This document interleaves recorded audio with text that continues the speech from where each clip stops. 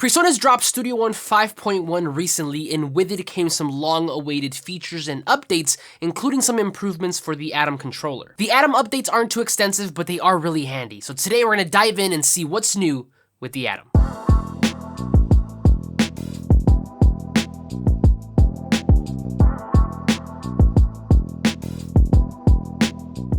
Hey there, I'm Ivan Calderon and welcome back to another video. So PreSonus recently dropped Studio One 5.1 and with it came some amazing new features. I did a whole video covering everything that was new in that update, so if you missed it and you want to check it out, I'll make sure to link that above here. But the one thing that I didn't talk about in that video were the new improvements to the Atom controller, and that was simply because I wanted to save that for a video of its own. Now, the Atom has been my main beat pad and DAW controller for the past 7 months or so, and when I first got it, I did a review, which I'll also link down below in case you want to check it out, but I've often gotten requests since then to do more videos on the Atom. But the problem is that there was nothing new to show up until now. Now don't get me wrong, I love the Atom and I use it every day, but unlike similar pieces of gear like the Push 2 from Ableton or the Maschine from Native Instruments, this is just a MIDI controller, meaning that it doesn't have any integrated software.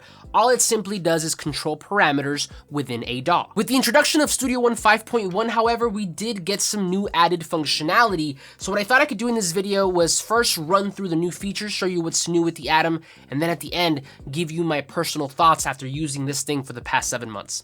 Let's dive in. Okay, so the first new update is an improved browser navigation. To open up the browser, simply hit the setup button on the top left here and then hit pad 13. Before, we could navigate the browser with either the first encoder or with the up and down navigation buttons, but with the 5.1 update, we can now also use the left and right navigation buttons to go in and out of folders. This makes it really easy to bring up VSTs and presets. So for example, I can use these up and down buttons here to navigate to a folder that I want to go into. So let's say that I want to go into my favorites folder. From here, I can press the right button to go into that folder and see all of the contents. And if I want to go back, all I have to do is hit the left button. Next up, we have more assignable pads and encoders. If you go ahead and hit that same setup button on the top left of the controller, you will notice that the bottom 8 pads turn into different colors. This is because these are assignable pads that you can set to do a bunch of different things within Studio One. By default, they do already come preloaded with some commands, but if you wish to change them, all you have to do is go over to your mixer,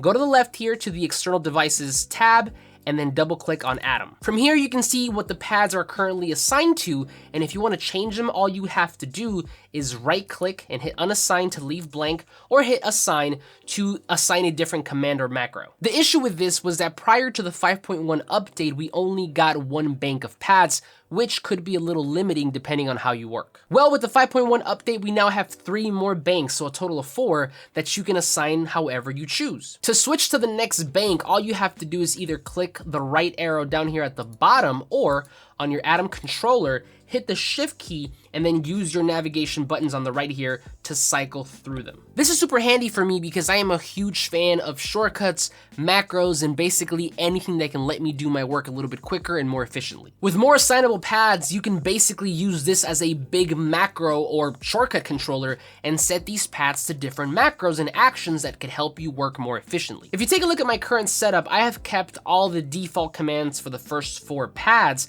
but on the top 4, I've removed them and I'm slowly adding some macros and commands that are useful to me. At the moment, I only have 2, and those are the explode pitches to tracks and the recall retrospective recording commands. So basically, as I'm working, if I play a part that I want to recall with retrospective record, I don't have to click on the inspector window and then hit the retrospective record button here on the center. All I basically have to do is hit setup and then hit the appropriate pad. Similarly, if I have a drum sequence that I've programmed on the impact track and I want to split that into different sounds, I don't have to right click and then search for the explode pitches to track function. All I basically have to do is go to setup mode and then hit the appropriate pad. So again, this to me is gold because it basically turns your Atom into a stream deck of sorts and allows you to work just a little bit more efficiently. Aside from more assignable pads, we also now get more assignable encoders. Much like with the pads, before we only got 1 bank of encoders, but now we get 3 more for a total of 4. To access those new banks, all you have to do is basically just hold the bank button this time and then use those same navigation buttons on the right of the controller to cycle through those banks. To assign these encoders to something, which you have to do is first course move that encoder so you can tell Studio One that that is the one you want to program, and you'll even notice that these lights on the encoder itself light up so you know that's the one you're affecting. From there, go over to an actual parameter on Studio One, right click, and then hit assign whatever that is to knob on Atom. Now, as you can guess, there's a bunch of different uses for this, but the one that I just thought of right off the bat is that you could probably leave 2 pages or so on the Atom and then assign those encoders to different volume faders on your mixer, and you'd basically have a little compact physical mixing console with the Atom. Okay, last but certainly not least, we now have the ability to play scales on the Atom. To use this feature, simply head over to a VST of your choice, and once there, hold the shift button and then the first encoder to cycle through different scales, and then the second encoder to cycle through different keys. Now, you can see when you cycle through the different scales and keys because the pads will light up differently. On the default view, you will get the chromatic scale with the root note highlighted in teal. The second scale after this is a major scale, and then so on and so forth. This is a great feature because now you don't have to worry about whether you're playing the right notes or not. With this feature, basically the Atom is ensuring that you are. My only gripe with this feature, and one that you've probably already guessed, is that while you're switching between the scales and keys, there is no way to know on which you are on unless you happen to know the order and memorize them. To see this info, you will have to go back to the mixer, click on the External Devices tab, and then open up the Atom settings once again. Here, you will be able to see on the bottom right the scales and the keys. So then now you can once again hold the shift button and then use the second encoder to select your key, and then the first encoder to select your scale.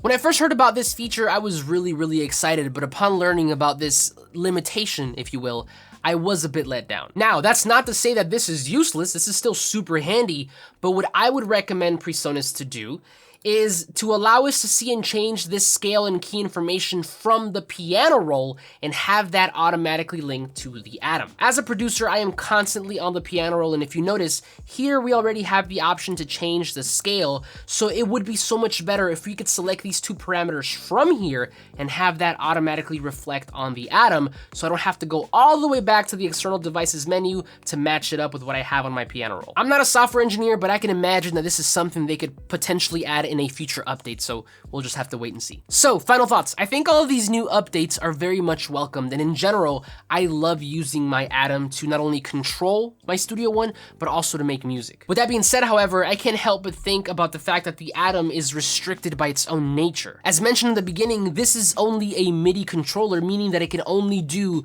whatever the DAW allows it to do. I would love to see a version 2 sometime in the future with more features and similar to like a Push 2 or a Maschine, where I can also sample and play chords. That would be really amazing. Either that or revamp Impact XT to give the Atom more features and capabilities. I've talked about this topic extensively in another video where I covered my Studio One 5 feature wish list, so if you missed that and you want to check it out, I'll make sure to link that below as well. But okay, those are the new Atom updates that came with Studio One 5.1, but now I want to hear from you. If you already have the Atom, what is your favorite feature? And if you don't have the Atom, do you think you'll be getting it soon with all that it has to offer?